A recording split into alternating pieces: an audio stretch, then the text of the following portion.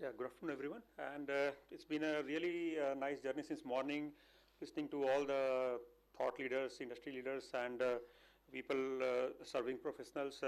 So in my talk, actually, I'll be sort of wearing three different hats. One, as of course, as a professor of aerospace engineering and a researcher and an innovator. Second hat is, of course, as an entrepreneur. I have a startup also. And third, as my engagement or involvement with AR&DB, Aeronautical Research Development Board, which is a civilian arm of DRDO. So I'll sort of be talking through various different things, and the focus is actually strategizing innovation. Although the theme, today is indigenization, but it doesn't really concerns me the whole idea of indigenization, primarily because the moment I know I have to build something, the technological awareness, know-how, capability available in the country is at a point where I can really indigenize anything the moment I set my eyes on, and I have seen examples of that. We have replaced obsolete systems in our tanks, in our helicopters, in our aircrafts, and so on and so forth, whenever the time has arisen. But where I actually am more concerned about is how do I leapfrog beyond this chain of I'm actually importing technology from outside and replacing it with something else which I have made in-house. Okay. I have to go to a point where I am at a position where I can actually export technology to the world. And we are ahead of everybody else, because the moment I see a point of engagement with our neighbors or whosoever, we have to be ahead of them in terms of technology. And how is that going to happen? It's only going to come through innovation. So first I'll quickly introduce my role as a AR&DB specialist panel chairman, where we have a dedicated panel for unmanned aerial systems, where we take proposals from academia, even industry can be partnered to that. And here I would like to appeal to everyone, especially the industry people, to think of any problems that bothers you and which you don't have time or bandwidth to solve right now, but you want it to be solved. Come to us, define the problem, write to me, I will find somebody who will solve it for you for free. Why? Because that actually is going to go into the ecosystem. We cannot become a successful nation in UAS or counter UAS system unless and until we build a really solid ecosystem. And that's not going to happen, if we keep working and only talk about problems, but we come forward and start solving them as and when they come. So this is something which actually has been there now. And off late we have started seeing some good proposals coming. We are working on some key technologies. I'll also try to highlight. And why we are doing all this, because we want to reach somewhere here. This is actually a slide I've stolen from DFI's presentation, where they have talked about, how the UAS and counter UAS market is going to grow globally, and how India can actually have a strong piece of that pie. And to reach there, actually, to achieve that, we cannot just be doing indigenization. We have to also think about doing serious innovation, leapfrogging above everybody else. So the idea is to bring or rather to build the UAS ecosystem, where of course, to build the whole ecosystem, we cannot just be, integrators. And even if I am integrator, I should have the entire supply chain, entire system being developed indigenously in the country. So I will show out some of the key areas like structural systems, propulsion systems, avionics systems. In some we are very good, in some we are already there. We keep talking about, motors not being made in the country, or ESCs not being made in the country, but that's not true anymore. There are 3-4 good companies who have come up and reached a point where, they are able to make these things. But why they are not scaling up? And the answer to that problem I'll come towards in the end of my presentation. But the whole reason behind that is actually we are not, I would say, focusing long enough to create demand, big enough demand. Because if there is no demand, you will not get the supply. It's somewhat happening in the agriculture sector, because in agriculture sector, if I look at, the products are very, very standard. There are only 2 or 3 types of products. So now, any motor company or ESC company or any subsystem company can build a solution for them, because everybody would want to buy the same thing. That doesn't happen in defense as such, actually. So that is one of the challenges which we have to work with. So these are some of the broad areas, but again, I'll not go through the details of that. But I would urge you to write to me. I am very easily reachable. You search my name, Abhishek, and IIT Kanpur, and you'll get all my coordinates.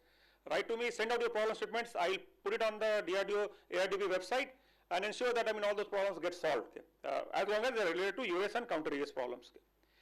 So again, so I just read so aeromechanics and design, flight dynamics, guidance, control and navigation, avionics, data links and payloads. So we have recently funded a project on tethered drones. Everybody is requiring tethered drones, but right now, people are buying tether system from outside, integrating with the drone and supplying. So we have to have this kind of capabilities. There are some critical problems which need to be solved. So this could be a indigenization plus also innovation to build our own system which are probably more optimal, superior to what we are buying from outside. And also looking at new alternative materials. We are so dependent on carbon fiber composite. We don't make composites readily in the country. The fiber gets imported. So recently, I'll just give you an example. Here you see, this is actually what we called reed grass. We have now built drones made of this grass. So how do we do it actually? And then it's amazingly, better and superior. So of course, I cannot keep using for maybe 1,000 landings or something. We have to test it for that. But if I'm looking for one-time use kamikaze drone, here is a solution. Very cheap, readily available, free. I'll just go and cut some grass and bring it out of that. It's that nice. So it's a patented technology from IIT Kanpur. So like that, we have to think out of the box and come out with solutions which are actually in front of our eyes sometimes, and then we are not looking at them. About counter UAS, again, there are several elements to that. Right now, most of the counter UAS systems which are getting built in the country are again integrated. We are not making radars ourselves. We are not making your RF jammers, spoofers, and all from scratch as such right now. Okay, and especially in radars, this phased array radars actually are one of the key elements in the entire counter UAS system. And if we don't have those, we cannot detect. So in the morning, I believe one of the Air Force officers, they were talking about how we were not able to detect drones which were hovering. Okay. So as long as we are relying on certain kind of radars, we will not be able to detect those things. So this phased array radars are actually one of the key areas. And again, through my this R&D panel, we are trying to push all that and see that there are people who are willing to develop these technologies from scratch. It may take some time, but we will get there eventually. So we have to start from scratch. It's not necessary that and this can also help us eventually leapfrog. So we are building the core technology from ground up. We are indigenizing certain things, and we finally mix the two things together, and we can then probably go beyond what is readily available. So similarly, because the topic is innovation, normally we see multi-rotor drones, which is now there everywhere, right? FPV drones or whatever, they all use fixed pitch propellers.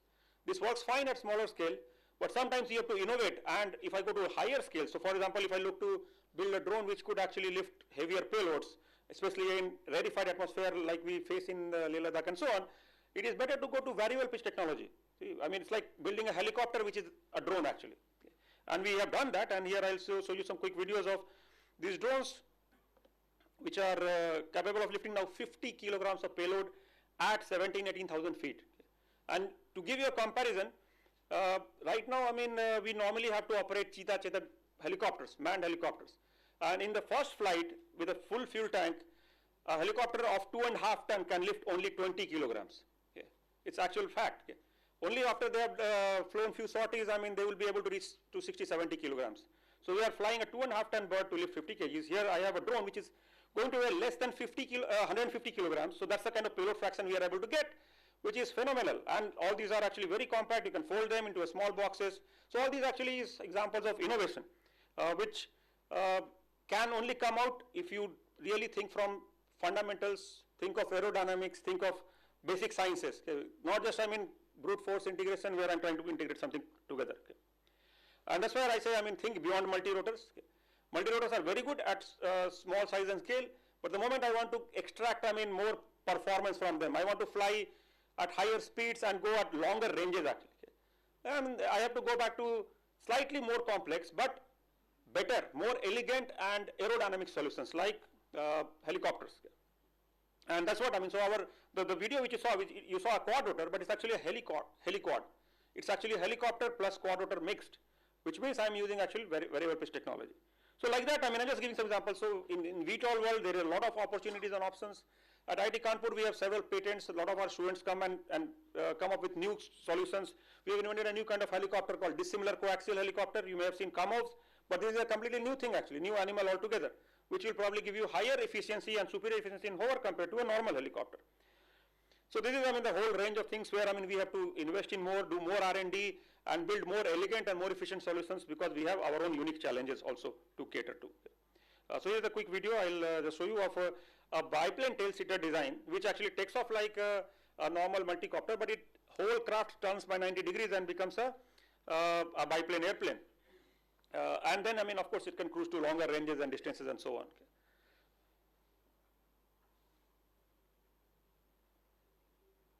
So now you'll see it taking off vertically like a normal multi-copter, and then the entire drone turns by 90 degrees. Okay. So this technology is of again very good use. This could be very useful for Navy, where I mean, I can have very small compact drones which I can store in large numbers actually, and then operate them from ship decks actually. We have students who have now worked on, I mean, algorithms which can enable drones to land on rolling, pitching, swaying platforms like a ship deck actually. Okay. And we are still ruggedizing it and improving it further, and eventually we will look to deploy it in the real world also. Okay. So now, I mean, so this brings us to the key point, I mean, regarding the challenges. So what I see is that, I mean, why our ecosystem is not going at the pace where we envisioned. Okay. I mean, some 5 years back, FICCI has a report where we said, I mean, our drone ecosystem will grow to some 75,000 crores by 2025. We are not even a small fraction of that right now, right? And so why it is not happening? The key thing is that, I mean, we are not planning properly for long term somehow as a nation together. At our own space, I mean, we are planning, we are thinking, well, this is what is important, but as a nation as a whole, we are not planning for long term that, okay, this is what I need to know, do rather actually. Okay. Think tanks are doing their jobs, but here, I mean, we have to have a more, I would say, dissimilar pack of people. Okay. I mean, not just, I mean, people who are serving professionals and people who have come back from defense backgrounds, but also researchers like us. We need to be part of this game because we understand technology better than anybody else. I go to conferences in US, Europe every year just to make sure that I know who is doing what. And I cannot fall behind them because, I mean, I have to be at the top level of the technology. If somebody else can do it, I mean, I should be able to think before him. Okay, so that's the idea we have. So that's what, I mean, we see. We also tend to discourage high risk projects. Okay. We always want to do incremental stuff. Unless and until we think like DARPA kind of model, where DARPA says, I mean, do something which only has 30% chance of success or less. If it is more, they will not fund it. Why can't we start something like that? We'll fail, but the more we fail, we'll succeed eventually. And then lack of ecosystem. So that's where, I mean, I'll try to highlight this key thing. This is also a slide borrowed from our friends at DFI. So one of the key things why, I mean, we are not able to progress at the pace where we want to or how we want to is because of unclear technology roadmap. As a startup now, if I think I can build X type of drone, Y type of drone and so on, I will give you a very simple example. In last 2 years or 3 years probably, Army has come out with tenders for logistic drones when they have asked for 10 kg, 20 kg, in 3 months they are asking for 25 kg, then they will say 30 kgs. So this actually doesn't support a startup at all. Okay. A startup makes a drone and now he has only sold 10 units of that and now to build a new product actually. Okay. So there is no, I mean, room for him to actually get enough orders so that, I mean, he can build a capability where he can then start building bigger and better systems. So this kind of lack of clarity in the technology roadmap actually is really detrimental for our entire ecosystem. And I am sure, I mean, all the startups who are present here would agree to that actually to some extent, okay, because this is the voice of the industry. So again, there is no standardization of product requirements. Okay. One unit says, I mean, I want X, other says, I want X plus delta X. It's not very easy to, I mean, go from one product to another product, I mean, that readily actually. Okay. So that actually wastes a lot of time for people and we are not able to grow the ecosystem in that manner. Okay. Unpredictable order flow. Orders, I mean, there are no guarantee for orders and you keep waiting for them for really long time and suddenly there are like 10 tenders and then for then 1.5 years there is nothing actually. Okay. So this kind of lack of clarity also is very bad for the ecosystem. Nobody, I mean, the component manufacturer, I mean, how can he scale things up? If he scales things up, I mean, there is no order. So these are some of the key challenges, real challenges actually. Absence of long-term government-funded spiral development programs. DRDO gets this, but I mean, in industry, I mean, where is such program? Where is industry which, or where are private companies who are getting supported by government to develop this kind of thing in a phased-wise, progressive manner, where, I mean, there is a Mark 1, there is a Mark 2, and so on and so forth. So I'm just probably at the last slide, or second last slide. And other thing is, of course, I mean, Narang sir here will agree with me, and this is something which we are trying to work towards, proper testing facilities. Army demands BVLOS operation for 50 kilometers, 25 kilometers. Where do you go and test it actually? Where are the such facilities? I can only go in a trial directly. If I directly go in a trial, I mean, I don't know whether my system works for that or not. Okay. So unless until we establish such capabilities, it is very hard. And NCNC demos. I don't want to say much about that, but yeah, NCNC demos. we have to do something about this. I mean, if you want to really grow as a nation and grow as a technology powerhouse, I mean, it just sucks from the startup and then nothing is left actually. Okay. So many startups have died because of NCNC. So here are some suggestions, of course. I mean, I don't just want to talk about problems, and this is my last slide. So we must, I mean, have a very clear roadmap regarding acquisition plans. I should say, I mean, this is my 3 or 4 years forecast, and this many things I'm going to buy 100%. So now a startup can put their heart and soul and build something which would meet your requirements. Okay. Otherwise, I mean, why should I mean, I will make something and then I'm again lost. Okay. Create a new chapter in DAP with reforms for UAS and CUAS systems, where, I mean, more like make one kind of things, but with a more systematic approach could be put in. Establish long-term, multi-year contracts to stabilize manufacturing capacities, where, I mean, if you buy something, you will keep buying. Yes, you can get upgrades, you can get software upgrades, hardware upgrades, whatever is there, but at least stabilize on some platform. Technology is evolving very, very fast, I agree, but something has to be done regarding that also. And yes, generate foreign demand. It will automatically happen, I mean, the moment, I mean, our products are good. And it will become good and mature if we give it enough time. It's not that, I mean, we are not capable. We are absolutely capable. I mean, same people like, I mean, all of us sitting here, I mean, when we go abroad, I mean, we are able to be CEO of Google, and we are able to be, I mean, CEO of IBM or whichever company, I mean, you name it, right? And in our country, we are struggling to build our great ecosystem. And finally, stockpile critical drone platforms. That is another good way to not face scenarios like Sindoor, where, I mean, we were getting hard pressed to see how long this is going to last, and how long we are going to last for that. And creating demand suddenly that, I mean, I want now 1,000 drones from every company overnight. So that doesn't happen. So unless until we plan properly and stockpile these things, then, I mean, we are in good shape, and this actually helps the ecosystem also grow. So this is my final point. Thank you very much. Thank you for listening.